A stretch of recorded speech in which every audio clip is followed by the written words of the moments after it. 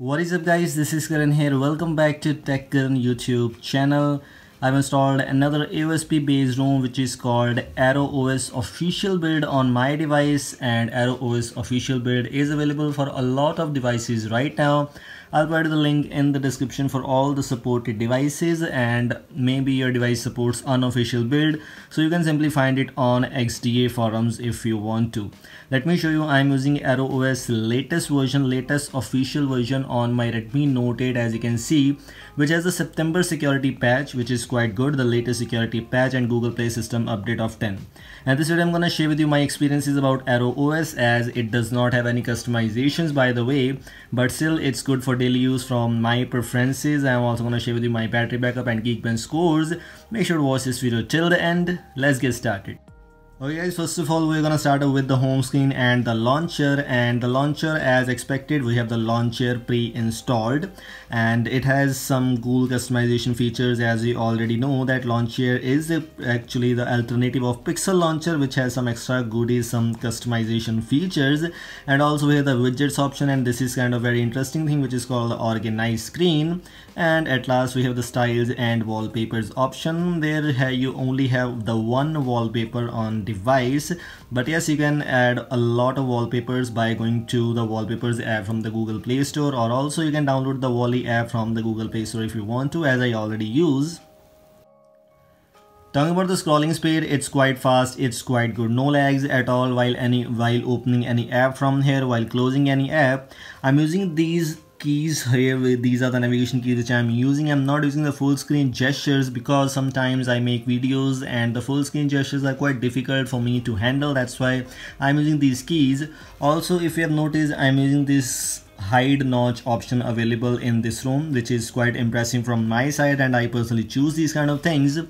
Also, one thing is missing here. While swipe right, I don't get Google Feed option available, which is missing, and I don't personally like this option because we are using launcher and we don't have any Google Now feed available, which I was missing. So I have to change the launcher if I wanted to, but I don't want to. But by default, if we don't have, that's a little bit of disappointing preference from my side. I'm not sure about you, but it's a little bit of a negative point from me.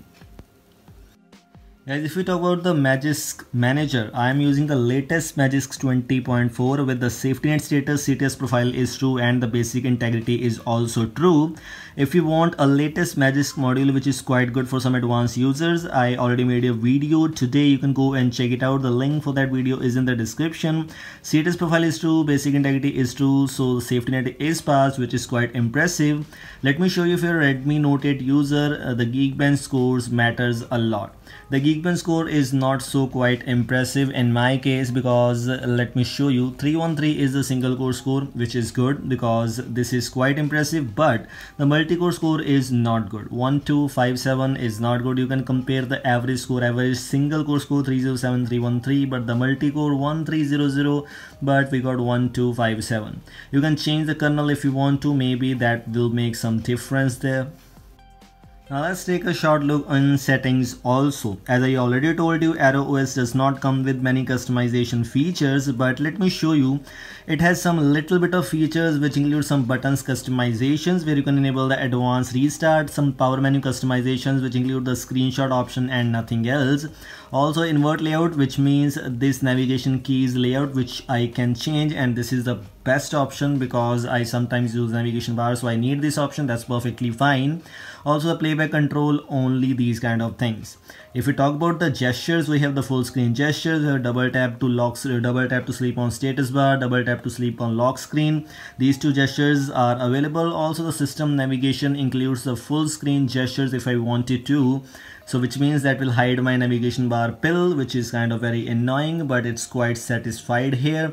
If you're a user of using the full screen gestures, it's quite good for you. You can use that. Also, it has some little bit of extra features here and there. Let me show you once. When you go to the display option, Let me show you this option available here. Double tap to wake option, styles and wallpapers. It has the weather option available too. So if you want to check out the weather, these options are also perfectly fine. Styles and wallpapers, where you don't get any style available, only the default style, but you can add other styles if you want to. These are kind of options which I just wanted to share with you. So these were all the things. These were all the things I just wanted to share with you. Let me show the battery percentage once. 3 hours and 15 minutes from 90%, which means actually a 35% battery drainage, as screen on time is 3 hours 15 minutes. I'm not saying it's bad, but it's not that much great. It's good, it's powerful. You can use this build as a daily driver with good battery health. But yes, if you use any other kernel, maybe the battery percentage will be good. Now this is all from today's video. These were the things I just wanted to share with you. I hope you like it. Also, you can use the Gcam if you want to. I'm using perfectly fine. Thanks for watching. Goodbye. Have a nice day.